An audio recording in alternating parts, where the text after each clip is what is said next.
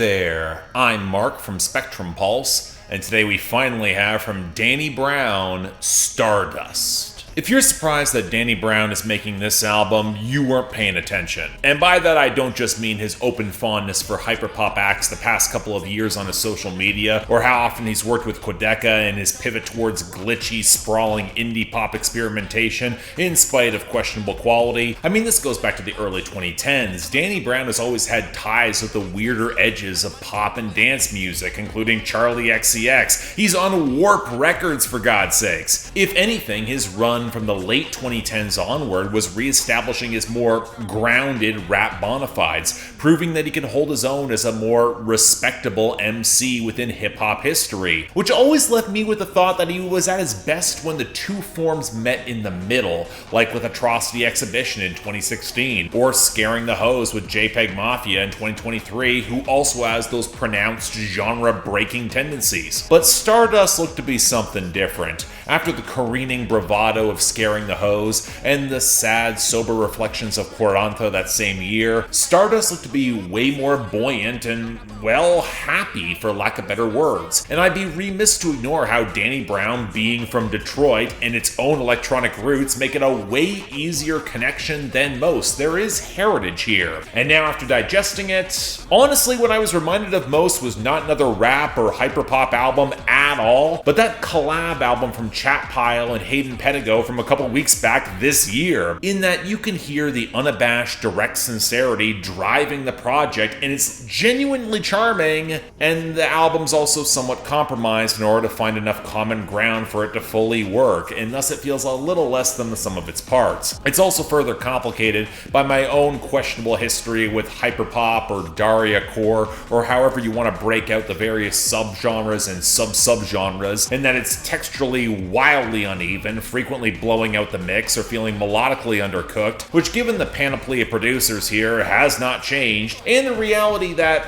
Danny Brown isn't always the strongest or most unique lyricist, and his choice to make the metatext of coming together with sober excitement for the party the thematic core of this wild, glitchy album can feel a bit underweight. That's not saying the arc isn't compelling. What you see and the end have the sort of honest self-reflection on how fame, infidelity, and especially drugs and alcohol were papering over his own lack of self-worth and trauma, which he never did the proper work to heal, and the welcome undercurrent of how collaboration, community, and just making art is how you can truly break through, alongside breaking away from one's own jealousy to find true inspiration, be able to repeat it. Simply that we've heard this arc play out, both on a dive in its nightmarish depths a decade ago on Atrocity Exhibition, and with the more traditionalist rap palette on Quaranta, and it does feel like Danny Brown's trying to simplify both his bars and some of the emotional dynamics to fit a more straightforward sound. And you know what? That's just fine. I actually really like Danny Brown as the grounding force amidst all the glossy flash and artifice, getting to the more raw, sincere, emotional core that can underscore the best hyperpop, but can rarely be shown on the surface on the irony-poisoned internet, which is why I actually don't mind all the spoken word from Angel Emoji from Frost Children. It's all a little overwritten and will definitely be called cringe, but there's a genuine sincerity in trying to reconcile thoughts on creativity, artistic euphoria,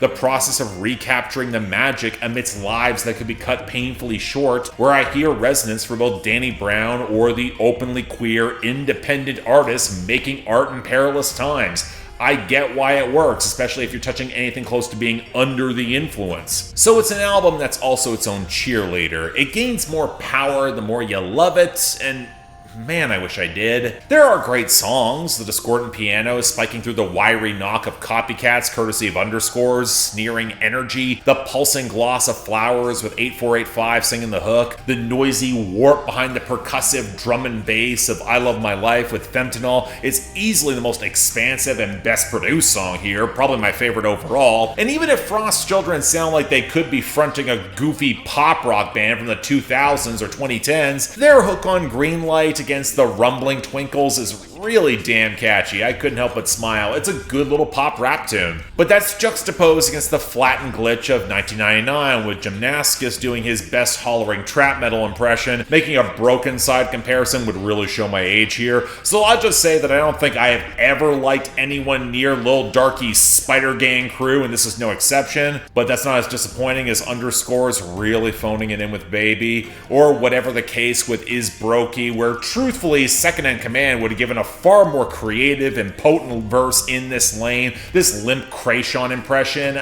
I get why it might be nostalgic, I don't think it's it. And that's alongside the general issues I have with a lot of hyperpop production as a whole. Inconsistent mastering, Quadeca's watery slurry trying to sound winsome and still not clicking for me. I think for everyone's benefit, I'm not going to bother with his album earlier this year. I don't need the grief. And yeah, there's a few bouncy grooves like Lift You Up with that vocal sample flip, but as much as Danny Brown can flow over pretty much anything, I'm not sure the production always gives him the strongest support or best hook. You can argue if this is the bleeding edge of hyperpop compared to where the genre or subgenre or sub-subgenres are right now, but the more salient point is they could have matched Danny Brown's wilder side and voice better, and at least the odd case where I really wanted to like this a lot more than I do. But with every repeated listen, it feels like a thinner project. I like the thematic arc, I love the earnestness, there are great songs, and Danny Brown using his clout to help out a bunch of hyperpop acts into a new space to further push rap production,